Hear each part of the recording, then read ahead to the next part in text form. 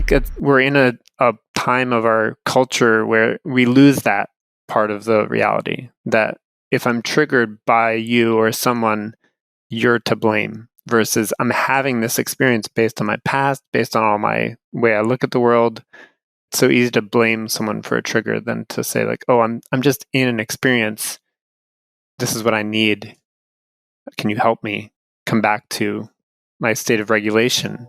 But if I'm used to fighting, like maybe you met a lot of young boys who are used to fighting, they don't know the difference between regulated and not. They just feel, maybe it feels like power, but it's actually dysregulation.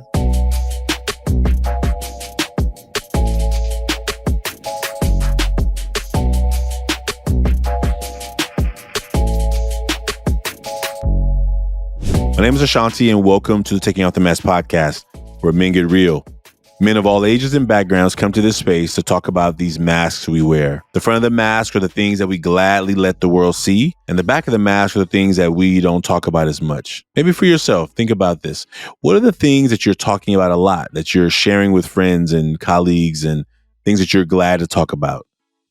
And maybe also think about the things that you're not talking about, the things that you kind of keep behind the mask. Today in this conversation, sharing his mask is Matthew Sloane. He's an author, a facilitator, and a father. The way Matthew describes it, he says that his active meditations are, and I'm going to read them to you because it's a beautiful list of active meditations. His active meditations are throwing a frisbee. They are woodworking, dancing, wrestling with his kids, karaoke, yard work, and cooking. Maybe you, what are your active meditations? What are the things that you spend time doing? And maybe while you're doing them, time flies by. Maybe time slows down. But it's an opportunity for you to think of ways that you are being focused on certain tasks in your life. We're all focused on some things.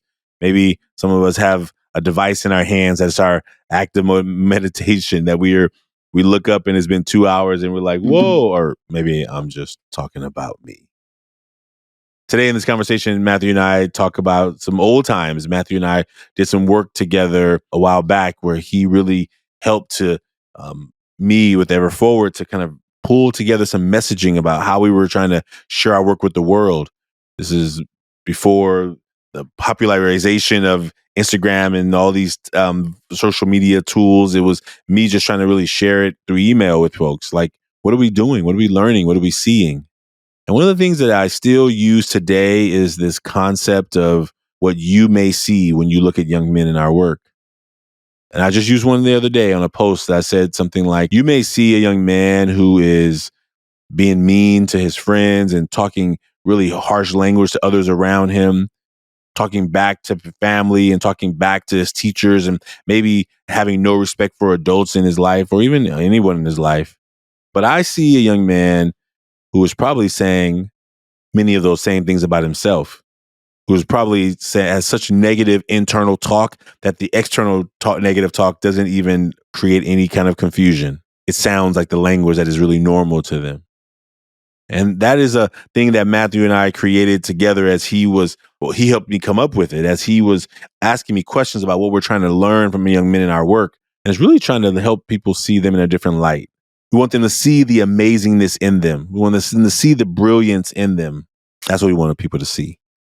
And so I hope that in this conversation, not only do you hear his beautiful heart, but if you hear him talk about his own journey now, of his own mask, of being a father and the work that he has to do to raise children that are healthy and successful. But first, starting with this idea of he and I sharing our masks in such a beautiful way. And he's an artist, so you're gonna, if you're seeing it, you're gonna see a beautiful image he creates. But if you're hearing it, you will hear the beauty coming through the words. I really hope you enjoyed today's conversation with Matthew Sloane, a man who I am really thankful to know. And he's working on a new book, his first book, which was beautiful, and he illustrated it himself. His next book is coming out soon, and he's working on it now. I don't want to claim this coming out soon, but he's working on his next book right now, and I'm super excited to read it when it comes out. So please enjoy this episode with Matthew Sloane. You can make your mask anonymously at millionmask.org and be a part of the journey with us. We're getting close to our 20th anniversary celebration in May, so we hope that you are preparing to be there, joining the 5K. That's how you can support our work. Tell somebody about this podcast and maybe become a part of this 5K walk, run, hike, bike event that we're putting on in May 25th, 2024. You don't have to come here to the Bay Area, but you're totally welcome to come to the original site at the first event we put on in 20 years ago. But you can do it anywhere in the world using Strava, and we will put a link in the bio so that you can, we'll put a link in the show notes so that you can register and join us virtually or in person. Thank you for being a part of this podcast. Thank you for listening and sharing it with others. I hope you really enjoyed today's conversation with Matthew Sloane. See you next time, folks. Matthew Sloane, welcome to the Taking Off the Mask podcast. It is so good to see you. Thank you, Ashanti. It's so good to be with you. Matthew, before we jump into these masks, will you tell folks what you want them to know about you? Will you introduce yourself? Yeah. What information should people know? What I want to start with is it's my mission in my life to give voice to my inner world and help others do the same. And I think that shows up in a lot of different ways in my work day to day as a project manager, when I'm writing online and sharing my experience as a dad with people, and even just in my home life with my wife, with my kids, with my friends. And all of that for me is like, how can I support the shift in inner consciousness, in my life and the lives of others, so that there's more self-compassion for myself, for others, for themselves, and compassion between any group or individuals, human beings, and other life beings. I'll leave it at that for now. Well, I'm excited to be in this conversation with you. We've our crosses paths. Our cross has. I can't even get my word. Our crawls. Our paths have crossed. What was I saying? Our paths crossed a while back. Long time ago. I came in more than maybe 10 years. Coming up on 10 years. Yep. Yeah, in this early pivot of Ever Forward, and I really appreciated the time, the many phone calls and conversations we had in that season of my journey and your journey, and I'm so thankful to still be connected, and I'm so glad that we get to have this conversation today. Yeah, me too. And a highlight for me and all that is having been able to be in the gym in Portland when you came up and did some work with a school here. And I was like, this is just theory. Like, I get to feel this from Ashanti. So I'm like, that's a blessing of a memory to be around your work. So it feels really good. I remember, they gave me a sweater that was 5 sizes too small because it was in middle school. Yeah. So I still haven't been able to fit into it yet, but I still have it. So it's like, I still see, every time I see that sweater, I remember that gym and them handing me a sweater. And I was like, I'm glad you see me. I'm glad you see me like this, because I haven't been this size since I was 12, but I would gladly take this medium sweater. It was beautiful. It was beautiful. It was. So I'm glad you were there. Can I share a highlight of that for me? Yeah, please. I think there was a moment when you were guiding the group of boys. They were like 7th and 8th graders, right? Maybe 6th. And you were kind of inviting them to take a risk and go a little deeper. And I remember you sensing the room and being like, you know what, guys? I can see we're not ready, and that's okay. And I didn't expect that. I thought like you were going to, I knew you weren't going to like shame them, but I thought you might just redirect it, but you acknowledged it, their lack of readiness. And it was done with such little judgment and so much compassion. And to have that be in the room alongside the like, okay, we've gone deep here. You know what? It's not time. That's okay. And I just thought that was a huge gift that I felt in the room. Thank you for that. And that was in the early days of this movement. So It was still me trying to figure out, like, as a person who is doing this work and now going to new cities, right? Because I've been mostly doing it in the Bay, and then starting to spread out and like, okay, what don't I know? What am I missing? What cultural context? What community content am I missing? So I was like, okay, I know that I'm missing something because I can only see what I see and make up a story about what I see. Yeah. And they only see what they see and make up a story about what they see. And so how do I try to find some space in between to say, there's more than I can see, and so even though I'm asking you to do something really simple, I think what I have to tell teachers sometime when they're trying to do it with students is, they will go to a place where they're like, this is so simple. Why are you taking so long to do this simple task? Well, yes, it is 6 words simplicity for anyone who can write, per se. 6 words.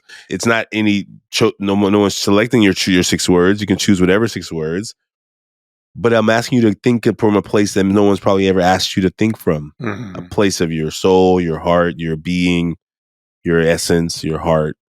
And so I think what I tell folks now in that work is like, this is a very simple task, but it may not be easy. Yeah. That revealing, like you're going to ask these kids to reveal, and they've probably never done that, especially in a group this size or maybe just ever. Yeah. Yeah. That's it. Well, I'm glad. Thank you for bringing that, reminding me of that. I mean, I think as I look back, this is our 20th anniversary this year of Ever Forward, right? Oh, So congratulations. we've been like, oh man, it's been, it's almost hard to believe. And it's like, it's coming in May, this celebration. And so it's like, we've been going through photos and I'm always kind of, my phone will be like, hey, look back over the years on this day or whatever. And I see little photos of students but now we're really trying to put out some content and share people what we've been through over this 20 years. It's been, oh wow, we've come a long way, and I continue to, yeah. So thank you. Thank you for that. You bet. Yeah. And I think that, when maybe this will come up after we draw our mask. So maybe let's jump into the mask ourselves. But, where you helped me really in the ways I remember you so deeply is like asking the hard questions. Like it was the first time somebody really asked me hard questions about the work, about me connected to the work and how I feel so integrated and like inseparable from the work. Right. It was like, I remember those hard questions. Yeah. That's makes me think of the like there's a question you can ask someone that's like, why is this important? And the answer often I think starts from, well, because of what I see out here, which is valid. And I think what we were looking at was like, okay, great. And now why is this important to you, being who you are, given your journey, what you've experienced? Let's connect that. I think that's what it was. Does that feel true? It feels already like if I was to answer it, it would already hit a nerve.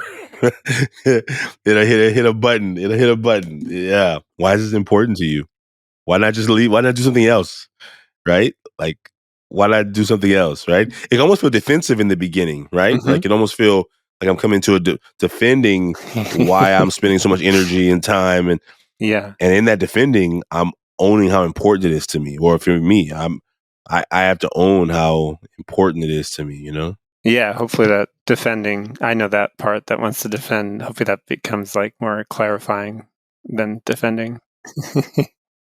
Well, we're gonna we make masks here. So you as the guest, you get to decide who goes first. Either you want to go first or you want me to go first, but I'll go first. you get to choose. I'm Okay. in. So just however you have on your paper, just fold it so we don't see the back yet. Yep. We'll reveal the back later. So we'll just start with the front. Okay. What on the front do you want to share? Yeah. So the question I got was, what are the qualities you are willing to have others see? What I got was happy, in control, and confident. Very nice. Yeah. I think would you like me to elaborate, or I forget what we did here? Anything you feel comfortable saying. You can stop there, or you can say more, whatever's good for you. I mean, I think there's a lens of being a man in our culture that I can apply to this and go like, yeah, of course, because you're supposed to be in control and confident. So I learned that. What I also want to say is this, when we go to the other side, both are true. Like there's a way in which I am happy, and then I'll show you the other side too. And there's a way in which I am in control, and then we'll see there, and confident, etc. Yeah, I'll leave it at that for now. I'm sure we'll go further. Thank you. Thank you for that. I normally usually have happy on the front of mine. For some reason, I didn't write happy today. But I'll show you what I did right. This is the image I've been working on. I'm creating something out of that. Yeah. But I think 3 words I chose today were excited, passionate, and caring. Yeah. And I think when I think about I'll speak about the excited part. And I did a workshop at a high school yesterday, group of young men of color in this space. And they don't know me. I don't know them. The teacher, he did a really beautiful introduction. I felt almost like, who's he talking about, right? It was a lot of words in there that was like a lot to live up to some teenage boys who were like, I know them very well. I don't know those teenage boys. I know, I do I work with teenage young men. And so I was like, oh man, he's hyping this up too much. Like, I don't know how I can live up to this hype that he's painting, right? And and I think the way I did it was just this excited place of like, actually the first thing I said to them was, "Hey, can I get everyone to pull their earbuds out of their ears?" I go into like correction mode, like, "What are you doing, Ashanti?" But I'm also like, but I know I believe in my soul that I need you to be present. Like I only have 20 minutes with you, but I need you in this 20 minutes to be right here in this space, focused. And any other thing that could possibly distract you from getting the most out of this 20 minutes, I need you to move it away. And it was a dance between, it's just like, do you go into like teacher mode first, or do you go into like, hey, I want to be cool with you mode first, right? And I realized if I'm not authentic to myself, if I'm not honoring myself about the things that are important to me, then I'm gonna come in fake, and I'm gonna be like acting like I don't see it, but I'm gonna keep staring at those two or three with the earbuds in, wondering, are they listening? Are they listening to some sounds over me? Is there music playing in the background? So they're not really. And I think I was standing up and I was excited. I had my book in my hand, and I realized, like, I love this work. Like, I'm in my mind while I'm standing in front of these 17 young men, thinking I was at that day going to have impact on more than 500 students. I gave those 17 what I would have given those 500. And I think that is the deeper meaning behind my work, is that I was deep down, I was frustrated that the school hadn't done their part to make the other plan we had in place. Yeah. And on the other side of that, I was like, but my mission is to give and be of service. And if these are 17 that I get to pour into, I'm going to pour all that energy into them. And I had 20 minutes and I left it all on the table. And I think it was really beautiful. It turned into a beautiful experience. But that's the excited, passionate, caring person who deep down just wants to make an impact. Oh, thanks for that. I can see you in that space. I've seen you in the smaller space too before. I remember that. Yeah, cool. Thank you, man. That's the front. Okay, and then now we jump you to the can back. you can go to the you can. Okay. I spend a lot of time sharing myself publicly, so this is not actually hard for me, but it still brings up a kind of like, it's sort of like, oh, that's there too. So for me, it's anxiety, anger, and uncertainty. And if for those watching, like this little creature type guy, it's like there's a way in which my head feels so heavy. It's like way out on my neck. I'll say this: my life right now is, there's so much of my psyche consumed by being a father, and not in a bad way. It's just that there's so, fatherhood is so in my face, and consistently day to day, I'm looking at the part of me that wants to lead from anxiety. And it could be a time management thing, like we got to get out the door to school, or the part of me that flips from everything's fine to anger, which could also be related to a pushing along an agenda I have, or a feeling of being disrespected by my kids, and they're young, so they're still learning everything. And then uncertainty, just like there's a part of me that's like, yeah, it's an adventure, but then like it can be scary, like not knowing what's going to happen moment to moment, in a week, in a day, in 10 years. And so, I mean, to me, I wouldn't want it any other way. But it's still this part that I don't want other people to see as much. There's a part of me that does want everyone to see that. Like, I mean, deeper down, I'm like, yeah, I hope we get here. Like, I would have been like, yeah, let's just start here, Ashanti. Because it just gets it out of the way. And then I can show up more presently. I don't have to worry about hiding. Like, a good example would be like if I walk into a room with people and I'm feeling social anxiety, like as soon as I can, I'm going to mention that to someone. Not in a like victim-y way, like, oh, care for me, but like in like, this is really awkward. It's been a while since I've been in a big group of people, and maybe they feel it too or not. But if I can just let it out like that, valve release. It helps me a lot. So I try to do that with my kids too, and with my wife when it feels true. When you say it, depending on who you say it to, and family, because they know you pretty well, but let's say you say it to someone at an event, how do you feel it is received? It depends. I mean, some people aren't ready for that, so it is not received, and that's okay. And sometimes it's like, full resonance, like, oh my God, like I feel exactly the same way. And I get the sense that either they say it or they don't, that like, I'm so glad you said that, like just so that it's now in the room and we're not trying to hide it. So yeah, and it's when I say it, I don't say it to be received. I say it for myself. It's nice to be received for sure, but my intention is not going there. Well, maybe I'll ask this now, but like, how did you become comfortable doing that? Like, where do you feel like, does that something that you grew up being comfortable No, being outward sharing of those things? not at all. No, it was like I was super quiet kid. Let's see. So the arc of my life was all about school. So elementary school, I felt like I fit in, had friends. Middle school, we were in Canada, we moved to the US, back to the US, I should say. And suddenly, like, I didn't fit in to the community. Like, I didn't know anyone. And I was growing in a different way than other kids. So I wasn't like athletic. I was more awkward, and I was still short and skinny. And so none of the like things that would propel me as like social status were there for me until I learned to be funny, and then I could make people laugh. But I didn't have friends in middle school. I didn't have friends in high school. Like, I was a loner, and the idea of revealing myself at that time, there was like no way. There was not even a thought like that would be possible.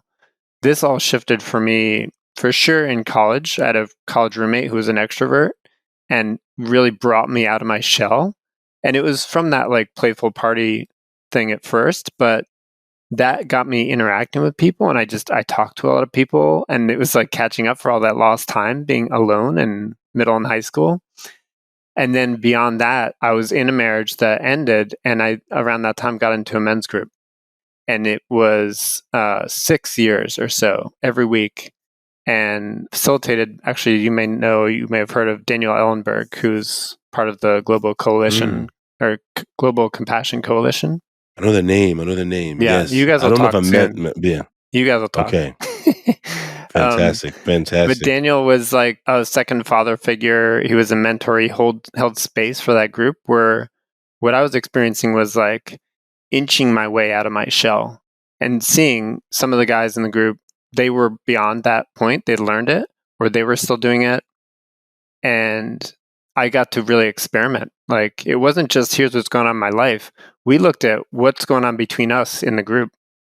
Like, oh, you said these things. I felt something when you said that. It almost felt like you're pissed at me. Are you pissed at me? Like, what's going on? And it's like all this stuff was brought into the room in such a way that, like, I would say I couldn't escape, and that was a good thing. So all that revealing was just like pulled and pulled and pulled. And that's where it got really comfortable. And then I started to practice in my life outside of that group. Like, yeah, I'll just start saying these things because I know it's not going to hurt me. Yeah, that's the answer. And we have that in common too. The men's work, I think, is a really powerful piece of this. Let me show the back, and then maybe I'll tell you something that I've just recently been experiencing in my men's work. So worry, fear of failure. Yeah.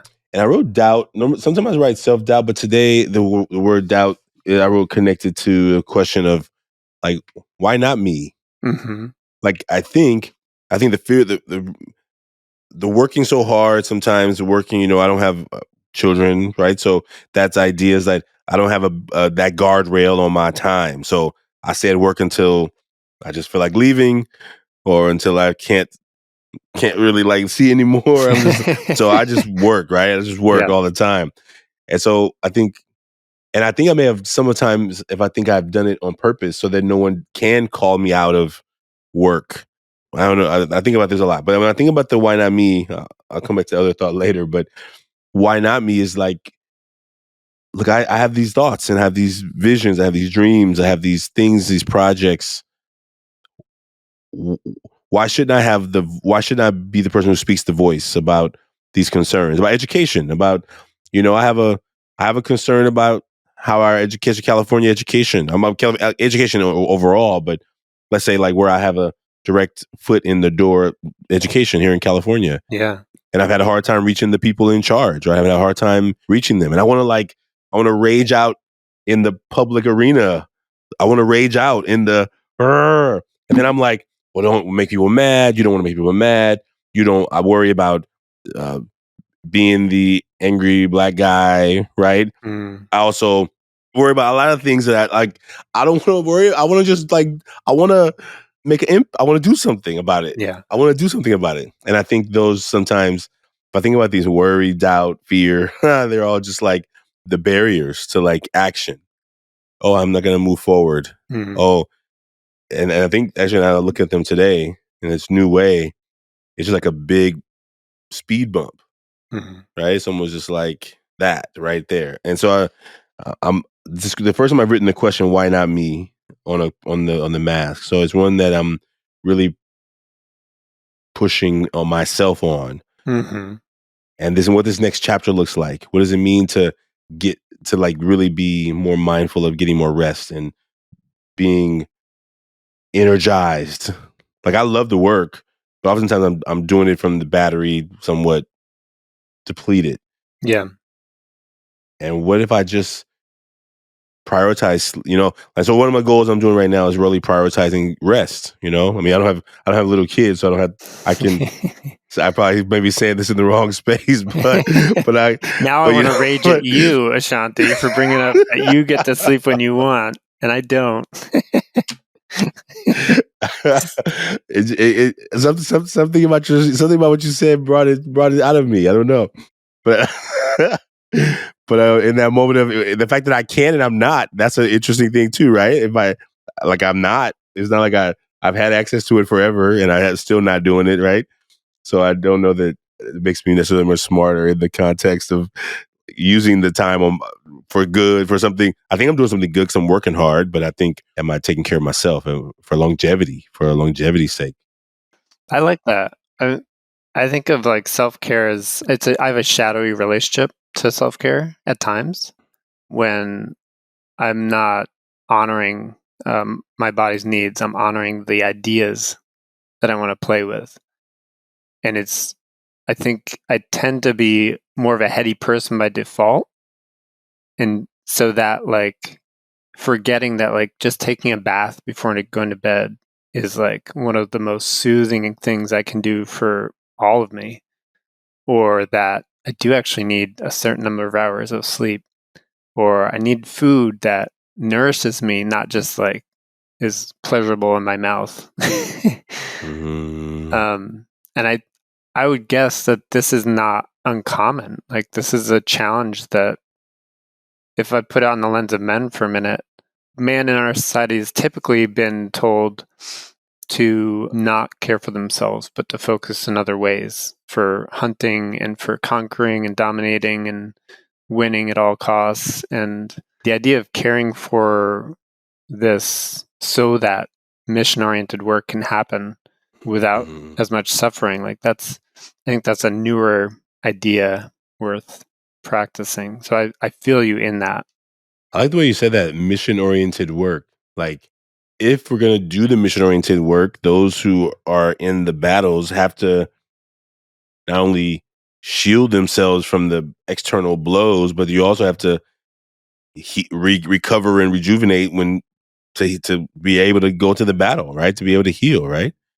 If I'm going to be in the mission of serving others, I think someone said this recently to me about that. It was like this idea, like, what do you want your young people to see? Like, what do you want them to see from you, in you? And I think it was a hard question because it was a question that hit the heart of like how hard I'm working. And I often don't give myself I don't even celebrate wins very well.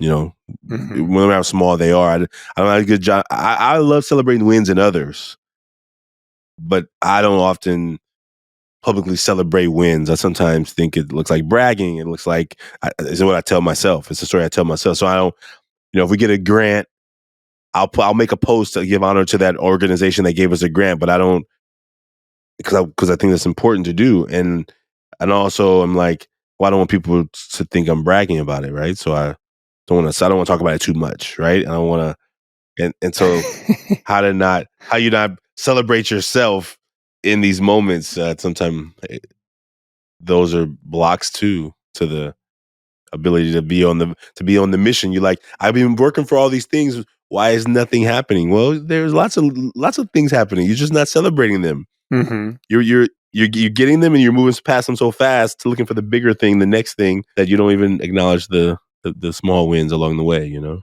Yeah, that's like so easy to not have a gratitude practice, even though it's like, it's such a cliche, like, yeah, everyone should have a gratitude practice and start there and then see what we're compelled to do rather than, like, I could feel the part of me that wants to shame myself into action instead of like appreciating what's true about what's happened, where I am, and then being really open and curious about what's a practice that am willing to take on, maybe related to self-care in this case. I know that other part of me could drive it. The shame could drive you got to go to sleep early. And then there's something, it feels like it plants the wrong seed of that self-care practice, and something's going to come out. Like like I want it to come from the grounded part of me, not the stressed part of me. How do you get to the grounded part of you? Having all the responsibility you have as Yeah. a father, as a in the work, like, how do Mm-hmm. you get how do you get there? Like, do you take some practice? Do you have a practice? I'll tell you what I'm doing most recently because I think it's fascinating. So I heard a podcast with someone named Sarah Baldwin. She was on a podcast with Mark Grimes, I think. In any case, Sarah is now my teacher in a large group of people online that is teaching about nervous system regulation. And to me, this is like, before I think I learned about this work, I thought, I can do breath work, I can do a certain amount of exercise at some points, I can dance, I can sing, like all these are relevant, but I was like, I'm not always sure why I'm doing them. And when I'm engaging in them, I'm still sometimes starting with that like stressed part of me compelling me to do those things. And sometimes it's like what I'm learning from the nervous system stuff is like language alone doesn't speak to the nervous system. So if I say an affirmation, that doesn't tell the nervous system anything. The nervous system is looking for energy in my body, and I need to find a way to create that. And so examples would be like tapping into a memory where I felt totally in touch with myself, with my surroundings, with people, and then feeling that so that my nervous system gets the hint through that feel, it's safe now. You're not in a dangerous situation. And so all the ways that we get into fight or flight, all the defensive reactions, either I need to find a way to calm my nervous system, or I have to stand next to or be in connection with someone else who has a calm nervous system and borrow that safe feeling from them. The way that kind of mirror neurons work, like I'm sure even through video, you and I are feeling something from each other, and people listening will feel something. And then parts of them are getting activated in ways, hopefully, that we're helping to calm them if we're coming from the right place so that they can make good decisions. So that's my current practice, is like 4 times a day doing a check-in with my nervous system and doing one of the practices I've been given to rate, like how did I do? Did I bring myself either back to my regulated state, or did I just move a little on the meter? And that's okay. Like just whatever that is telling me I'm now in conversation with my nervous system. Way to go. Also, I can do this. I can keep learning. And this is only 2 weeks in. So this is current for me. Thank you for sharing that.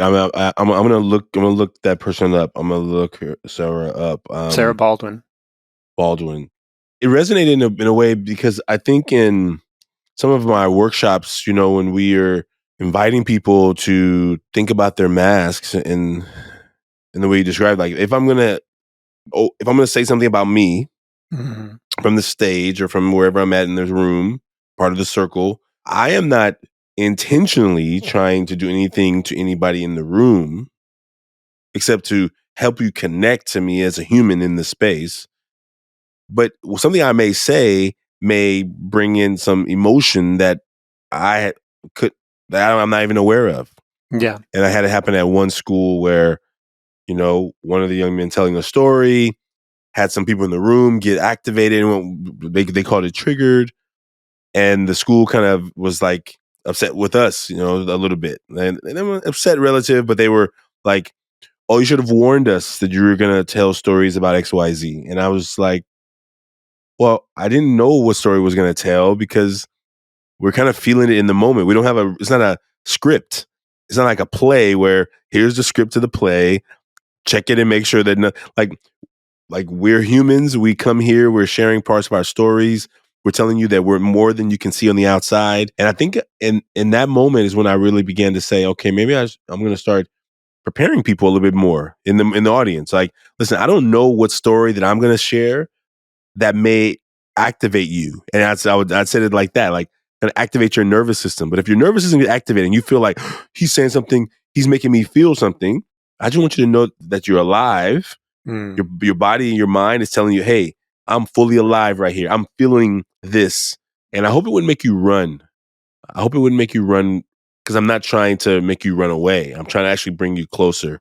And maybe I have something more in common with you than you would think by just what's happening on the outside. And so, I don't know. I know that there's lots of ways of getting triggered negatively. I'm not trying to say that anyone is triggered is not, but I think I tried to, in those spaces with young people, trying to name that I'm energetically conversating with you.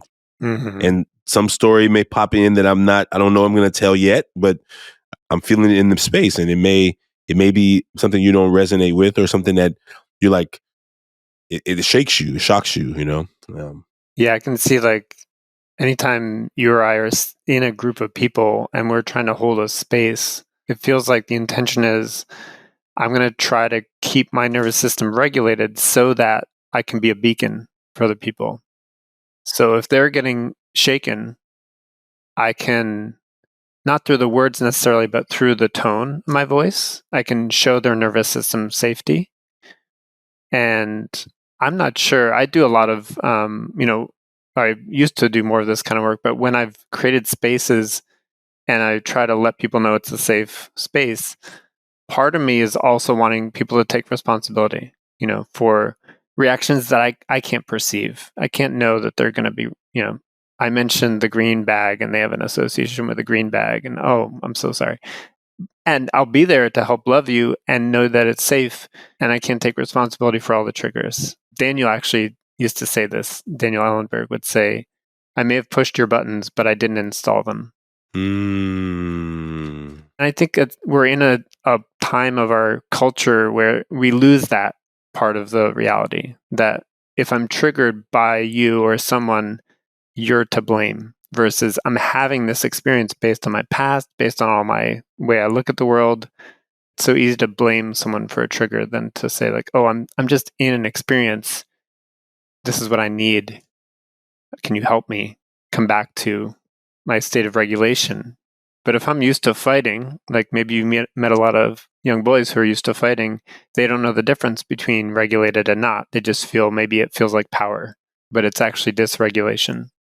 That's actually very powerful. And I think peace right there. Like, and fighting is sometimes easier than sitting in the nervous system activation of being Oh, like, yeah. I don't, right? It's like, I'd rather argue with you or make you, right, whatever that is. And whatever that is. And in that room, that's kind of what happened. I remember that day. I was saying about that one school, but I think this place of like, oh, I was giving my best, right, in that moment, right? And how do you do that from the regulated place, from the place of like, oh yeah, I'm feeling this, like I'm feeling myself getting stirred up by this, by a situation, by a story that I'm telling you that, oh, I didn't plan it to hit me like this today.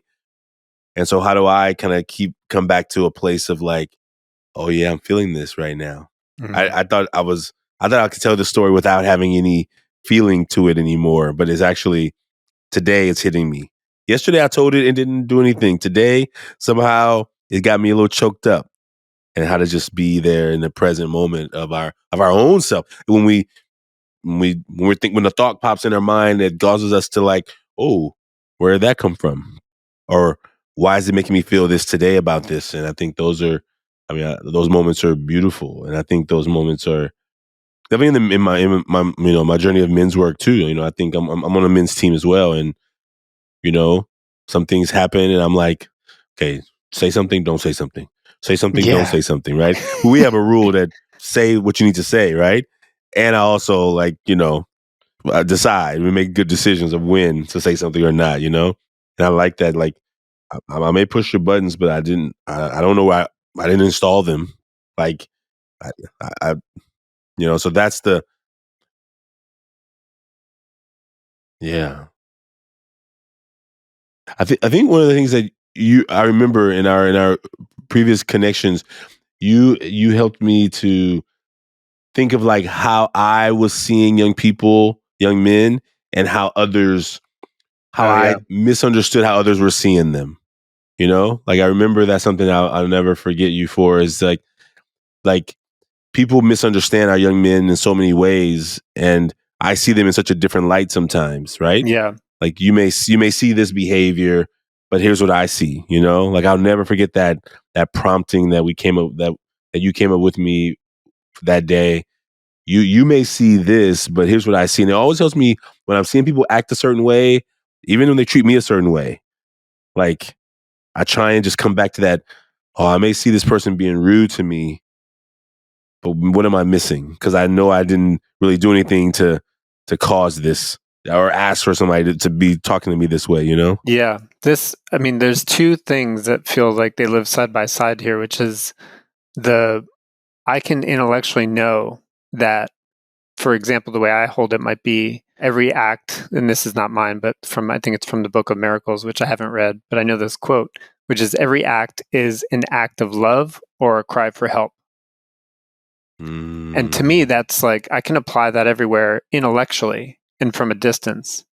The thing that lives side by side is what I'm exploring now around nervous system. Like in the moment, my intellect may not be online. My intellect may not be the one in charge of my response, my impulses.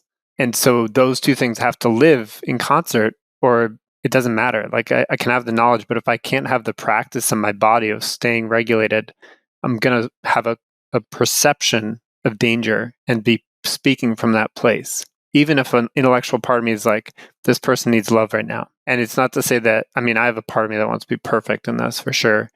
So it has to be a practice of like noticing that and little by little marrying those two things. Like I know this moment deserves love. How can my system be a support to that so that my energy, my tone, my words, like all the choices I make in this moment also are coming from my regulated, grounded self, which could be very alive. It still grounded could be alive, but certainly from a place that doesn't feel afraid of this moment going bad or being bad. Thank you for that. Say the name of the book again that you mentioned it from. Every Oh, act the is Book of an act of Miracles. love. The Book of Miracles. Yeah, I don't know much about it. I just remember that quote. That quote is a powerful one, or an act and a cry for help. And I think I see that in a lot of our systems in our schools, and that which is Sure. our work is trying to really transform how young people engage. Like so you said yourself you were a loner in Hmm. school, right? Like I would have wanted to be one of the educators when I see students walking by around campus at lunch by themselves. Like I'm the one to be like all up in their business. Like, hey, what's happening? Where are you going? What are you doing? Right? Like, and so anyway, just naming that as like, what does it mean? What does it mean? If you did it quiet, if you were quietly just holding yourself in, and there's all this knowledge and all this intelligence and all this brilliance in you, people were missing it for so long, or didn't get to benefit from it, right? Because as you said, you kept yourself away. I like that. There's a teacher I had that was not in school, but a teacher later that would say like, "Go ahead, go bug that person. Go on." Like get in Mm. their face, not in like the fight way, but let them know that you're curious about them and be in connection with them, even if it's just walking by. And I think she said it that way because she was aware that there might be something holding us back that might feel like, oh, I don't want to bug them. She's like, go bug them. I just thought that was a nice reframe of like, yeah, actually, that person needs you to bug them right now, which is true in like neighborhoods too. Like, I'll be a little nosy with my neighbors, and I do it from a place of like, I want to know that we're all okay, and I know that I'm doing it from that place. So whatever it is, like butting in, nosy, bug, I think it can come from a really good place. Well, Matthew, I'm so glad we got to reconnect. In the beginning, you mentioned you were doing some writing. You said I share a lot about myself. So I'd love you to share with folks like where are you your writings sharing at? Where are they out there? And what projects are you working on right now that you feel comfortable sharing with folks who are listening? So to find me and my writing, you can go to fatherhooddojo.com and it'll forward you to my Substack, which is a email subscription. And then that you can tell by the name, it's all about fatherhood. So there's that. And then you can find me on LinkedIn, probably Matt instead of Matthew, Matt Sloane, I think it is. And then project-wise, one of my projects that's been ongoing for 2 years now is my second book. And this is illustrated by me, like my first book, which you know of. And this one will be more of a story in that it's about my daughter and I, essentially, and a power dynamic that we experience in the context of a road trip. So 1 day long story.